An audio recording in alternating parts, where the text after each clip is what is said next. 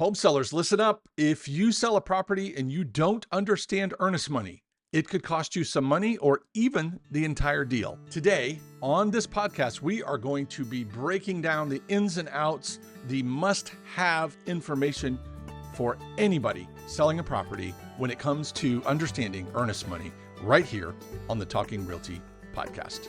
Hi, and welcome to Talking Realty, the go-to podcast for home sellers looking to make more money, save time, and avoid headaches. Whether you're selling a flip, a new build, an income property, or the place you call home, you're in the right place. I'm your host, Glen Whitten, 20-year broker and founder of the Ohio Property Group. Selling a home can be a complicated and costly process that leaves sellers feeling uncertain and usually overwhelmed. At the Ohio Property Group, we empower sellers to successfully reach the closing table while keeping more of their hard-earned money in their pockets, where it belongs. To learn more, head over to talkingrealty.com, pick up our monthly newsletter or any of our free home seller tools. And if you haven't already, be sure to subscribe, rate, and review the show. Now, let's get to it. So today we are going to deep dive the murky waters of earnest money. There are so many myths about earnest money. I have lost count, and this goes all the way back to my early days. There were a number of things floated around the office, things they tell you in real estate school, stuff you hear on the, around the water cooler, if that is a thing anymore. I don't know if it's a thing anymore, but it should be. And you start to develop a certain belief system about earnest money. Well, today I have found myself actually this month in a few situations, which is usually how these podcast episodes roll up, where I find myself explaining earnest money in great detail to sellers and buyers sometimes, and even other agents. So I figured let's iron it all out right here on the podcast, and then it's memorialized forever. You may already know everything there is to know about earnest money, or you might just think you know everything about it. I thought I did for a long time.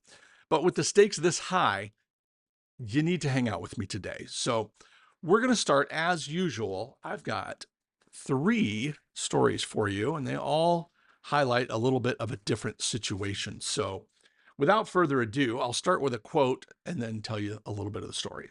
So quote number 1, this is from Melissa. She's been on the podcast before. That is her pseudonym. This is a direct quote from her.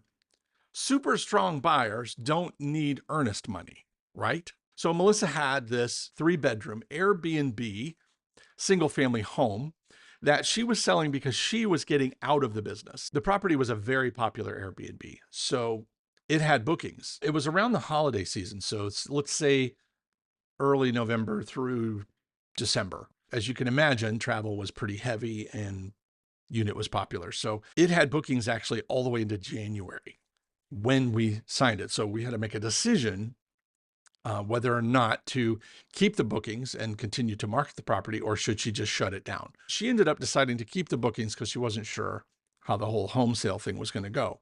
The first weekend we had it up, she ran the delayed showings, and we unveiled this property at a Saturday noon open house, and we sold it that day. The bidding war was on. So it ended up selling about $25,000 over list, ended up at right around $380,000. Cash buyer, no contingencies. We call this a holy grail buyer because there's nothing standing between the contract and closing except a signature and a little bit of title work. We gave them the option. Do you buy it now, subject to the bookings, or do we stop the bookings? They chose to go ahead and just wait. They didn't want to be landlords either, but they also didn't want to cancel all those bookings. They were fine. They weren't in a hurry to take possession of the property. So they said they would just go ahead and wait until the bookings were done in January, then we would close. Okay, fair enough. They offered 0 earnest money because, according to the buyer's agent, they were so strong, right? We had proof of funds, and so they definitely had the cash, but they didn't feel they needed to pony up any earnest money. I, of course, disagreed. So stick around for the rest of that story. And that's based on the quote, super strong buyers don't need earnest money, right? Here is another quote. This is from our good friend Sarah. I don't think you guys have heard about Sarah yet. So Sarah, the quote is, earnest money serves no purpose. This is what she told me in one of our conferences. I was like, all right. But anyway, 3 days on the market, multiple buyers. Winning buyer offered $350,000 for the property, and that buyer only offered $500 in earnest money. I, of course, pushed back. I wanted more. And that's when Sarah said, well, earnest money doesn't really serve a purpose anyway. I went ahead and pushed anyway, thinking that maybe we could concede on that point later, and we ended up getting it. So after inspections and title were clear, we were done with all that, and we were only waiting on financing. So we had $350,000 property. We ended up getting 1% or $3,500 in earnest money. So the appraisal went fine, and we were about to get the clear to close, but the buyer got cold feet. Stick around. I'll tell you how we handled that one. Third story, another quote from a seller. This is Tom. It's a $150,000 investment property. It needs a lot of work, and he knows that, and he's selling it that way. But it's in a beautiful part of town. Really hard to get property in that part of town, so it's getting a lot of action. So we get a cash, full price, no inspection, holy grail offer. And I use cash in quotes in my notes because I'll explain in a second. But $150,000 sale price, $1,500 earnest money was not an issue during the offer. They went ahead and ponied it right up. And so we were under contract lightning fast. Closing was set for 30 days. Now, I thought that was a little bit odd for a holy grail because the property was empty and cash deals usually come together pretty fast. Typically, everybody's in a hurry to move on and get it done. 7 days, 10 days, 14 days.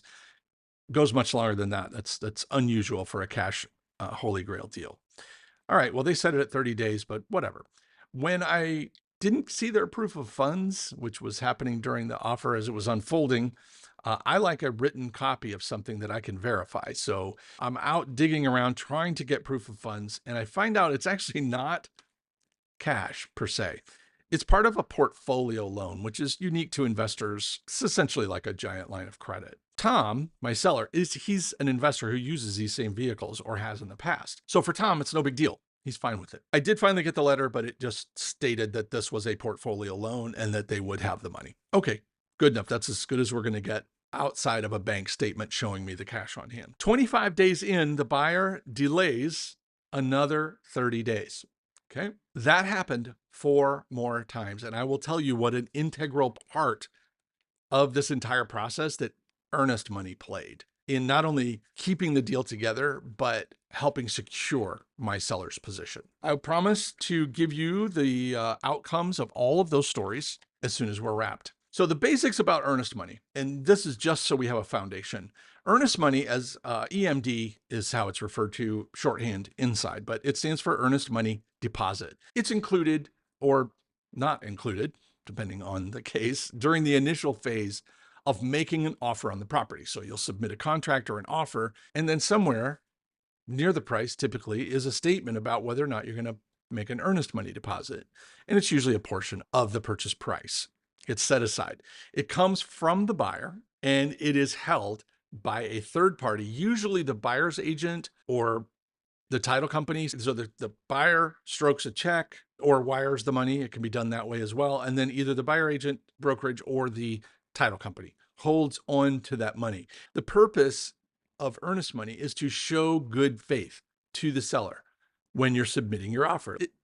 It can also loosely indicate the strength of the buyer. So it's hard not to subconsciously connect these dots. If you see an offer for $500,000 and a buyer puts, say, $20,000 in for earnest money, this is a serious, legit buyer who's got $20,000 cash they can part with and put it into a trust account where they can't access it until some other date.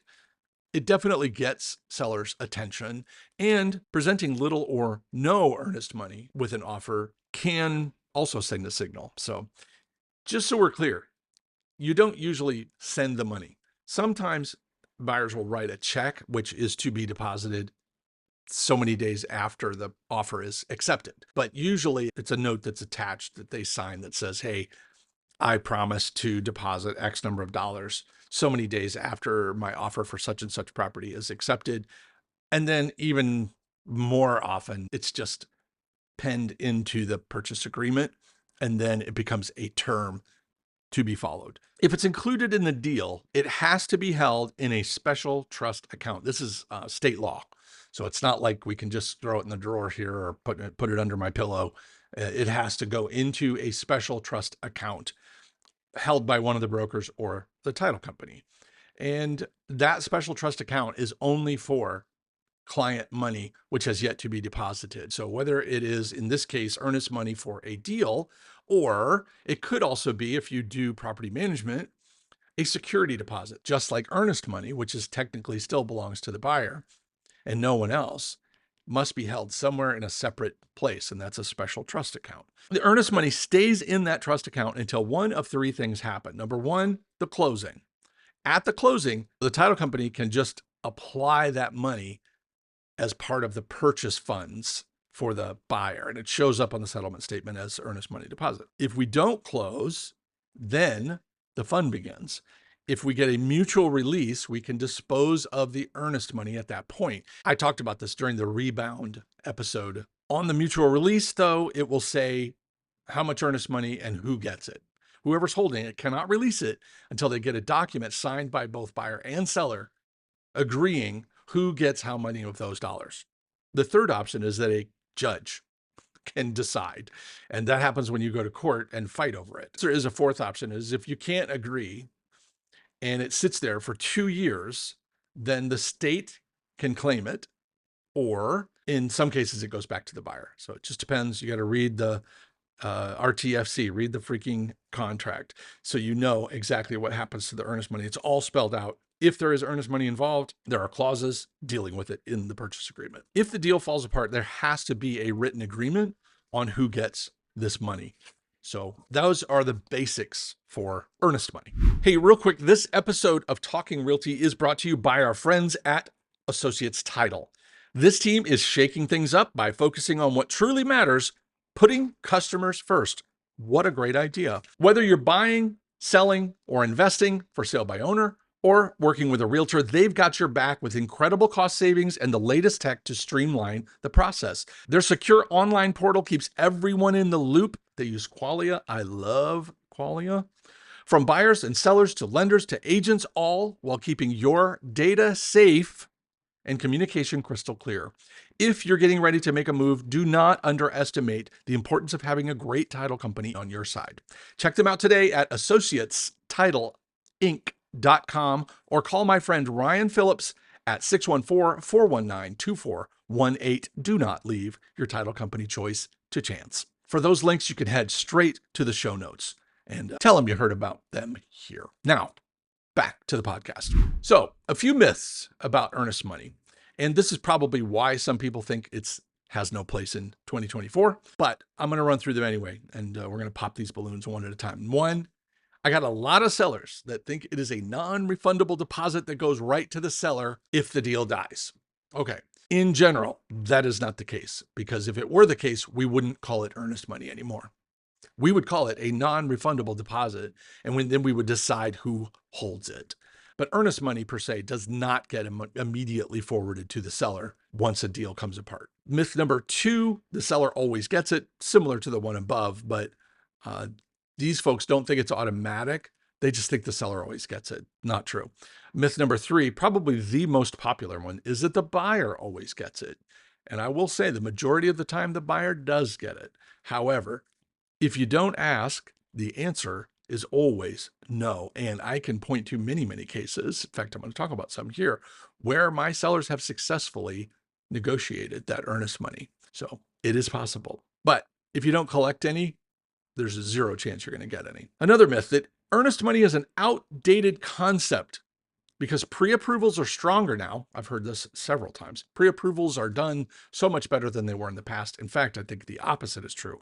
I think pre-approvals have gotten really sloppy. So maybe we'll tackle that one of these days. So no, not true. This particular myth is spread usually by buyer's agents because they're trying to lower their buyer's exposure by not having them pony up any earnest money. And many deals come in and it's just not even addressed. Everything is blank. I got to ask for it. And then I'll get this. Well, it's kind of an outdated concept. I'll say, well, that's fine. Their job, buyer's agent's job, is to look out for and negotiate on behalf of their buyers. So I would expect them to say that. So I hold no ill will toward them. Myth number, what are we on, 5? If the contract says one party or the other gets it, that's what happens. Wrong. There are a few cases where there is a unilateral termination of a deal, but they're rare, but they do happen. In those cases, yes, earnest money will automatically go to the terminating party if they have such a right.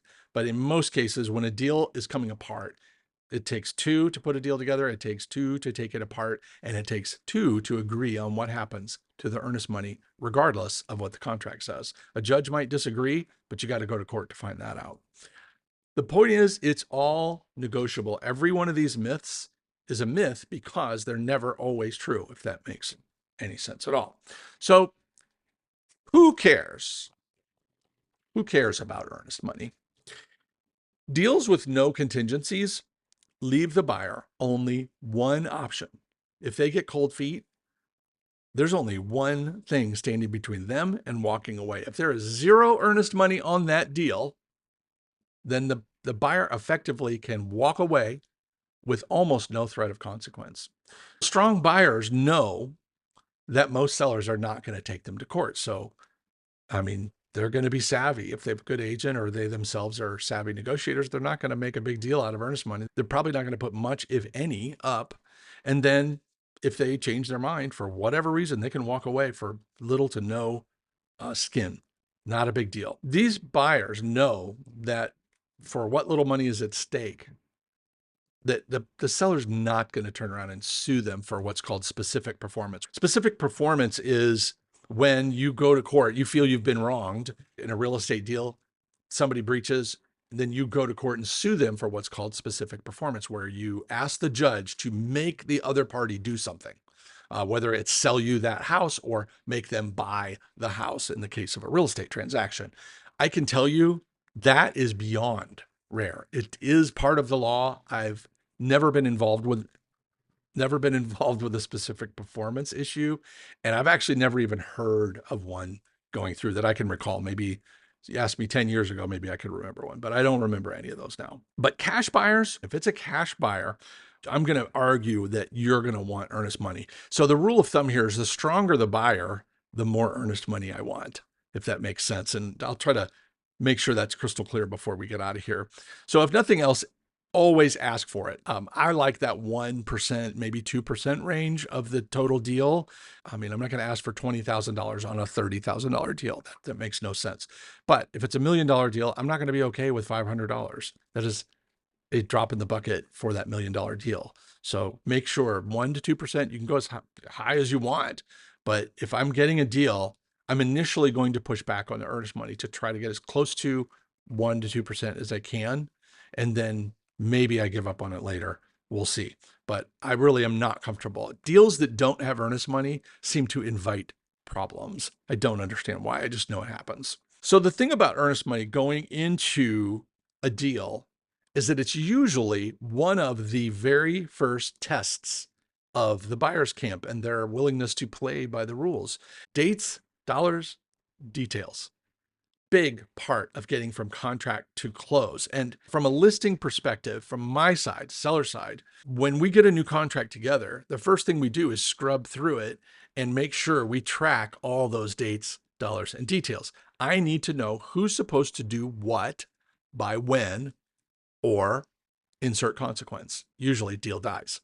So for example, maybe my seller didn't get me all of the homeowners association paperwork before we went under contract. Okay, well then typically we'll throw a clause into the purchase agreement that says the seller has 3 days or whatever, I'm making this up, 3 days to produce the documents. And then the buyer gets a few days to review them.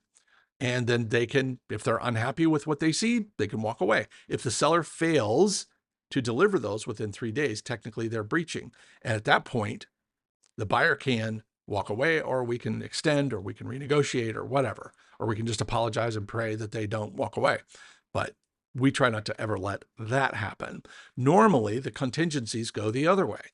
That says the buyer agrees to do certain things. Inspect the property within 7 days, turn in their results within 3 days. In the case of financing, they have 5 days to apply. They have 25 days to get a preliminary approval, things like that. These are all the dates and details that go into a contract. Well, one of the very, very, very first deadlines in a contract is earnest money. because it's usually only a couple of days after we get the deal together. It's usually the first one up. That one and the loan application are almost always bang, bang. They happen right after we go under contract.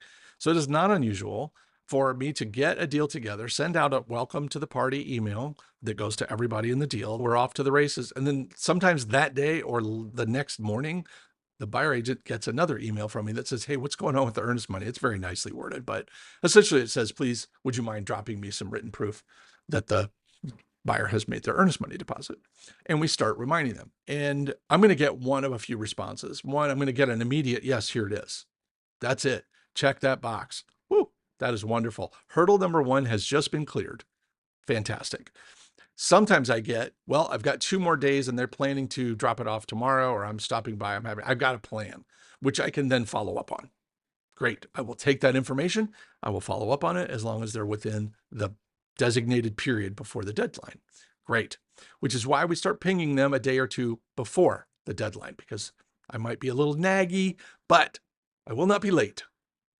The third is either a poor response, meaning, I don't know, let me check on that. Okay. Or no response. No response. Terrible. I hate no response. So in the case of a poor or no response, we get very excited. Now I'm going to move my tone a little bit. I'm just maybe 12 hours later, 24 hours later, I'm going to respond and say, hey, I'm following up on this. And I'm going to sharpen my tone just a little bit from Mr. Friendly Guy to, hey, what's going on with this? If I get to the third, I'm going to start copying other people, the title company, the lender. I'm going to copy almost everybody else so they can see this chain of 3 days now. I've been asking for something and now it's probably overdue and I'm not getting a response, or I'm getting a inadequate response. At that point, I'm going to say, do we have a problem with this deal? And that gets everybody's attention, because title people, lenders, and agents don't get paid unless a deal actually crosses the finish line. And I will tell you right now, if the buyer's camp acts up during the initial phase, the immediate deadline of earnest money or a loan application, you've got yourself a giant red flag and you need to pay attention to it. Me, unless they had a really good reason, and I'm talking not dog ate my homework reason, I'm talking I don't know, because I don't usually get them. I usually get garbagey reasons. If they get it to me a day late or something like that, I'm going to put my seller on notice that, hey, we may have a problem here and I'll keep you posted. Some sellers get it, really get it. And depending on how long they've been waiting for this contract, if this was right out of the gate and we've got backups, that seller may just like, boom, we're out. Because if they miss that deadline, we can cancel. We can't keep the earnest money because guess what? Ironically, it hasn't been deposited yet. So that's the downside. But the seller can, and in some cases may want to get out of that deal, depending on how horribly the earnest money went in terms of follow through. But if they are late, watch out, because truth number 9, how you do anything is how you do everything. So if these people are sloppy and late and poor communicators now, they're going to be sloppy, later, and poorer communicators as we get further and further into this deal. So do yourself a favor, make a huge stink and let the other side know that you take dates seriously. Put them on notice, because I promise you, I don't have to promise you, I already know. From doing this over and over, when we make a huge stink out of something like earnest money, everybody is now on note. They really get that I better watch myself, because it's not like we hide anything. That welcome to the party email has every single date, every single dollar, and every single detail for the entire deal, all the way through closing and possession. If there's a misunderstanding about a date, that would be the time to highlight it and argue with old Glen here. So that's fine. Sometimes people try. If the buyer misses the deadline, doesn't seem to care, I'm telling you, get out. You have been warned. Simple notice or proof of deposit is all we need. I don't need anything fancy. They can send me a photocopy of a check. I will take the realtor's word for it that they deposited. I don't have a problem with that. Notice of proof of deposit or a copy of a wire deposit. The title companies we deal with, they have a portal where the buyer can go and pay with a debit card, credit card, ACH through their bank. And then they get a notice, which they can forward right to me. And then many times the title company, if they're on the ball, will put a notice out to all parties that earnest money has been received. How about that? And then we check it off. All right. So just remember, it's the first test of a buyer's ability to stick to the deal. And if they fail it, watch out. As most of you know, we do not run paid ads for the Ohio Property Group or for this podcast. We rely entirely on people telling other people, word of mouth. And one of the many ways you can do that is by sharing this podcast on the socials, through text, through email, or giving it a quick rating, maybe even a review. Anything you can do to help us further the cause and spread the word. I would consider it a personal favor. So let's spread the word to other home sellers.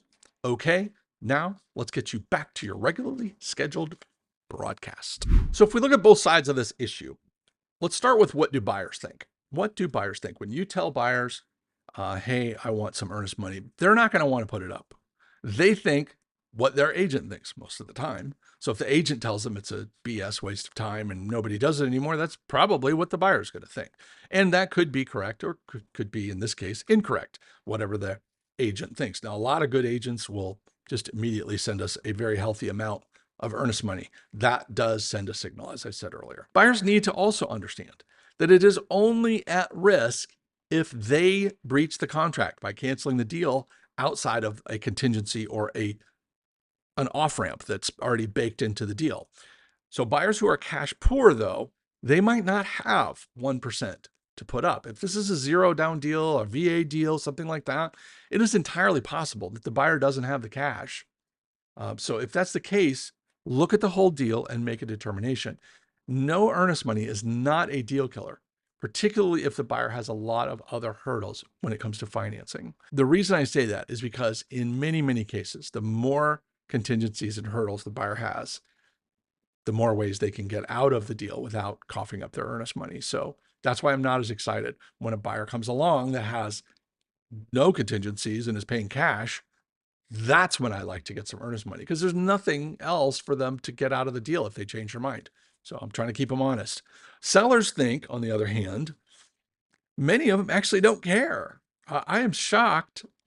After all these years, I'm still shocked when I come to a seller and say, hey, there was no earnest money, or there was a really pittance amount of earnest money on this deal. And the seller is like, sometimes they don't even bat an eye. They just like skip right over it. And they'll send me a counter that has all kinds of other stuff, but no mention of the lack of earnest money. Maybe I will let that go, but I typically like to call it out at least once, usually more than once, because I feel very strongly about this topic. But it's not guaranteed money, but it is a safeguard to keep the deal moving during the rough patches that inevitably show up in almost every deal. Earnest money keeps flaky buyers from doing flaky things without consequences.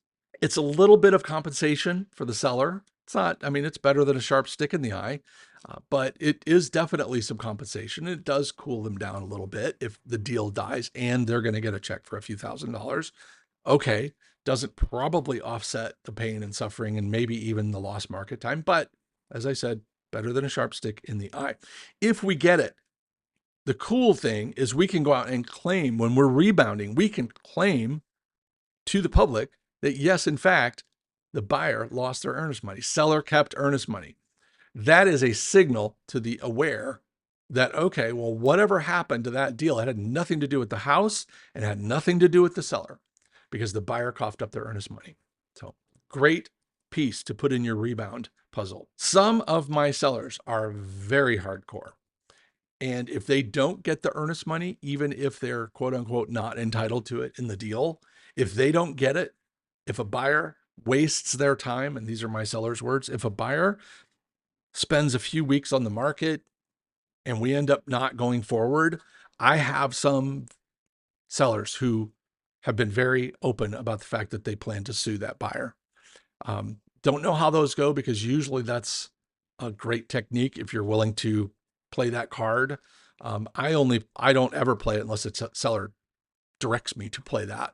That will say, let them know if I don't get the earnest money, I am suing them. They will be hearing from me, because I'm going to sue them for everything that I've lost time-wise, my carrying costs, my marketing time, if I have to lower my price because of the market perception or the time of year or whatever, anything, utilities, taxes, throw it all in.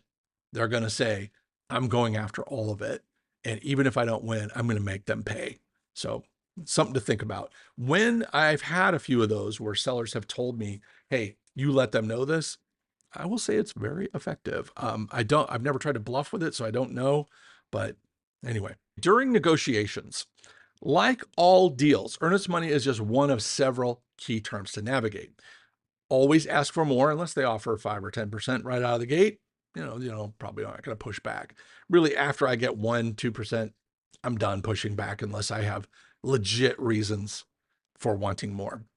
The deposit buy date must be close to the contract date of acceptance. So I don't like deals where they've got earnest money, but then they sneak in that they're going to wait 2 weeks, 3 weeks, whatever. No, no bueno, because there's too many other things for this buyer to flake out on and walk away if they have no skin in the game. The sooner the better. I like 2, 3 days, maybe 4 if it's a holiday weekend or something like that. Some deals offer none or only after inspections. Oh man, do I hate this one. If you can avoid it, I don't love it. But some local markets, Columbus is famous for this. They have it actually in the contract. You can check the box. It says right after acceptance or right after we finish up with inspections.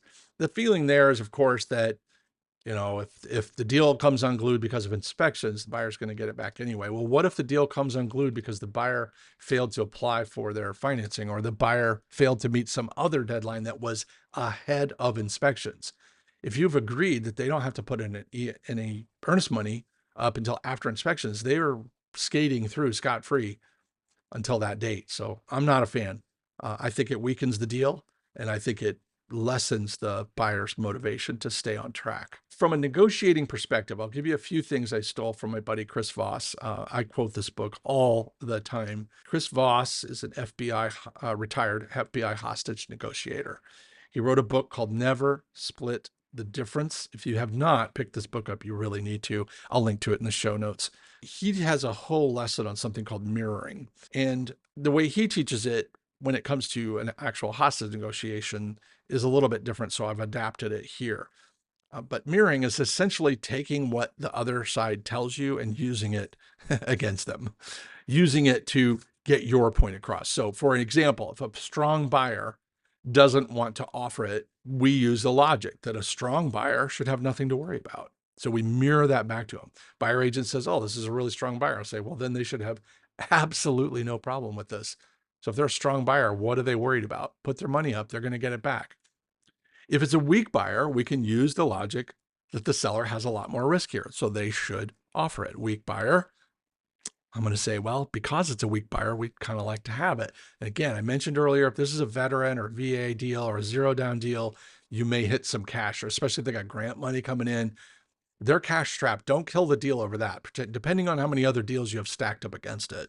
But this is your best buyer, then you're going to have to put an asterisk by the earnest money. Okay. If the buyer says, well, the buyer always gets it anyway, so why should we put it up? Then we should counter with, I agree.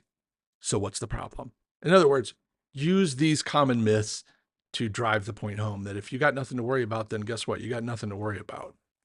If the buyer agent feels that the buyer doesn't have the cash, we call that a red flag, but we've talked about it a little bit already. It was just here in my notes. Cash poor buyers can be a bit of a problem, because if we do run into an issue with inspections or appraisals, they can't participate.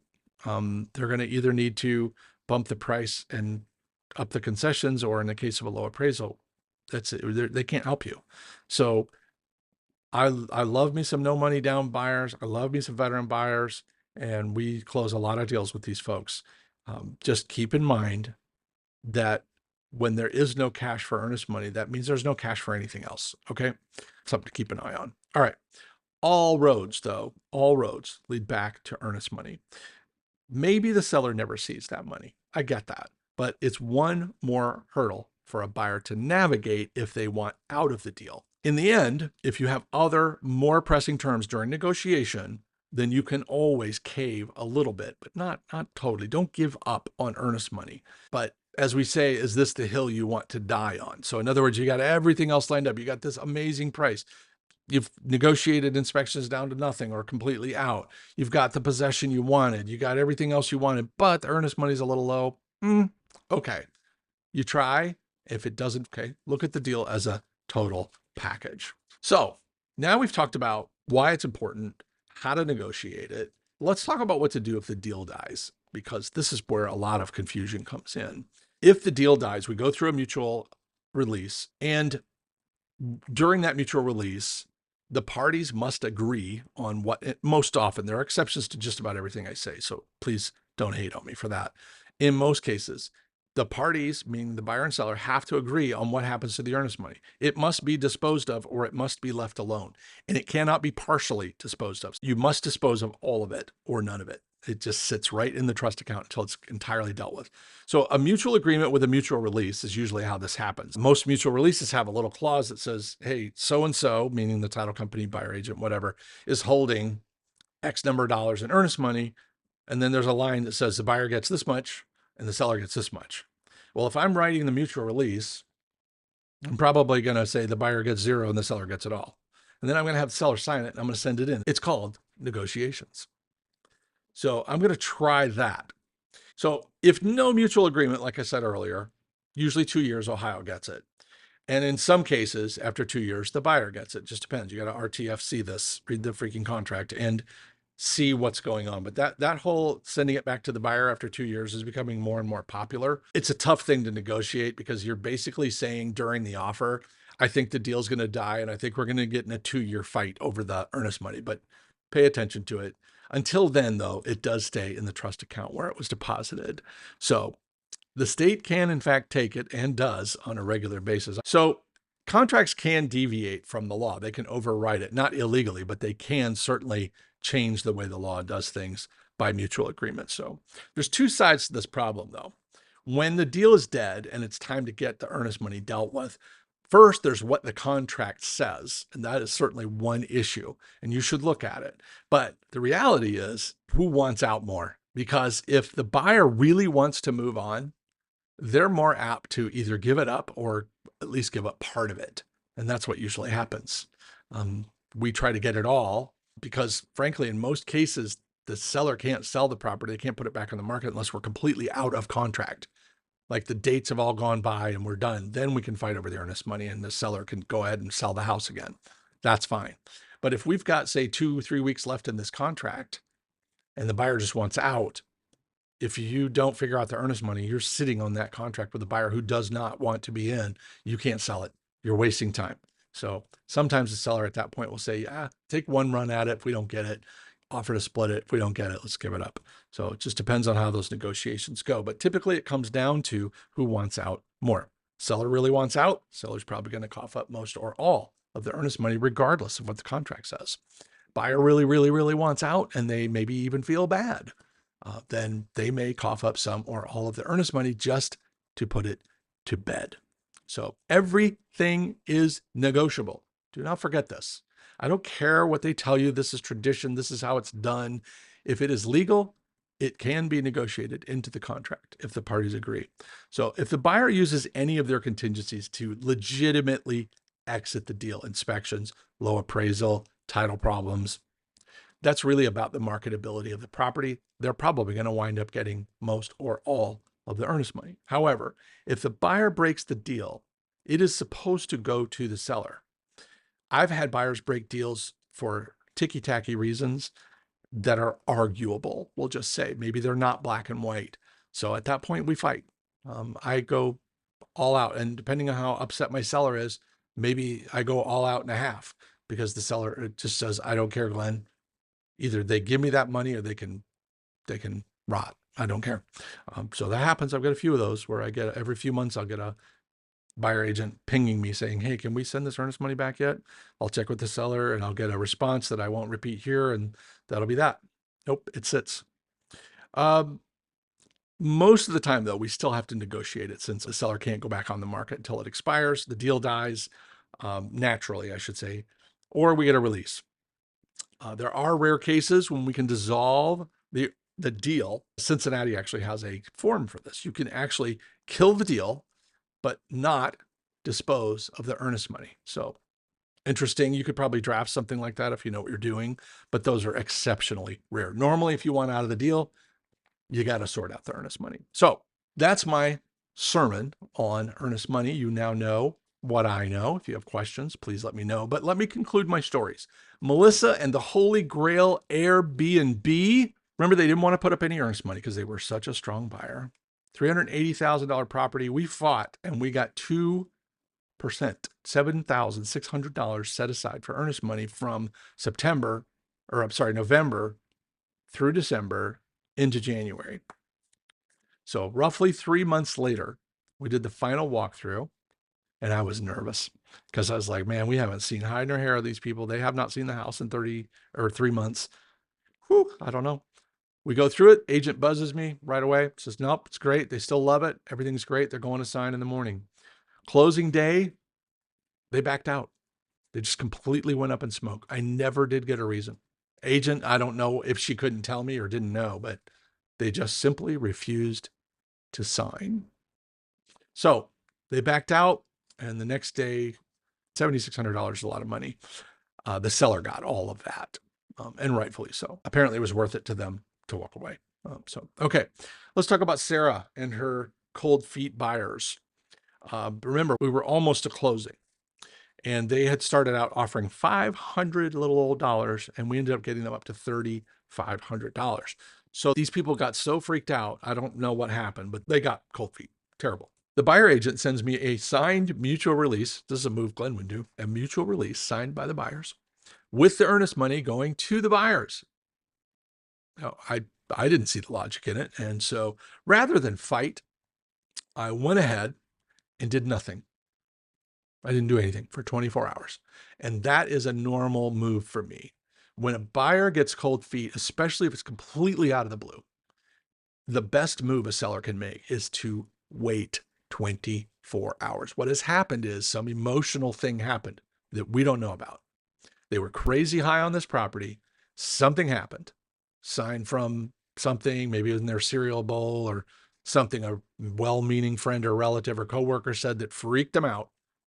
And they had a panic attack and they decided they wanted out of the deal. If you wait 24 hours, almost half of those buyers will come back. But if you are a jerk and you lose your mind and you do terrible, unprofessional things and sign a release as fast as you can, then they're not going to come back. You have not left them any room to come back. But if you do nothing, I mean nothing, maybe acknowledge that you got it, but not even that if you can. Just wait 24 hours. Some of those buyers, a lot of those buyers come right back. All right. But anyway, after 24 hours, my standard waiting period, we signed it.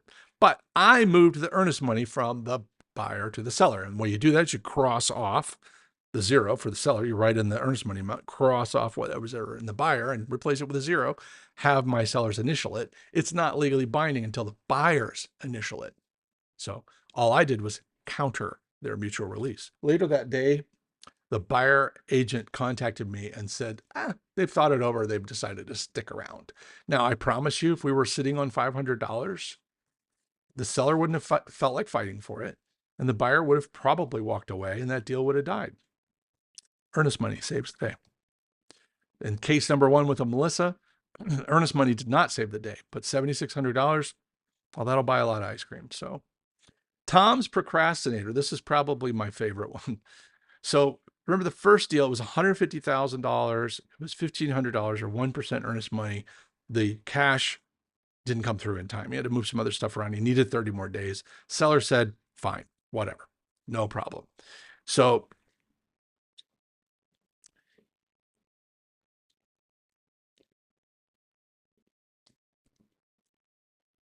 the buyer explained that essentially one of his deals was delayed. So that pushed everything back. Seller had no problems with it. He was very, very understanding, more understanding than I was. All right, roll up to the end of that 30 days.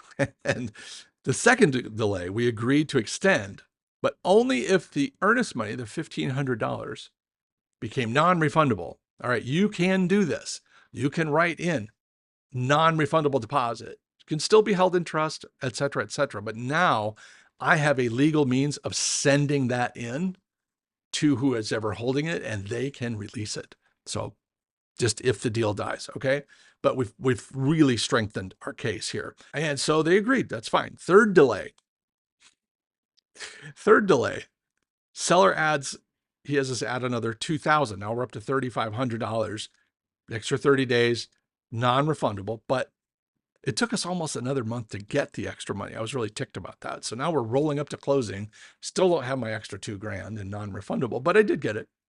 I got a very, very interesting dog ate my homework excuse on that one. But anyway, we got it. And guess what? We had to extend again. So fourth delay, we added another $2,000. Now we're up to $5,500. I don't know, what's that? 3.5%, something like that. Earnest money. So the seller is, we're riding into winter with this deal. So he was fine with it sitting empty. He knew it wasn't probably going to sell over the dead of winter, although he could have been wrong, but he felt that whatever, if they want to keep tacking on earnest money, that's fine. Well, the good news is we're getting it closed. So everybody's happy.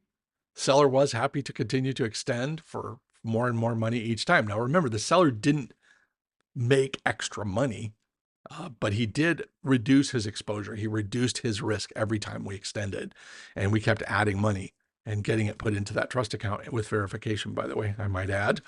So all's well that ends well in that case.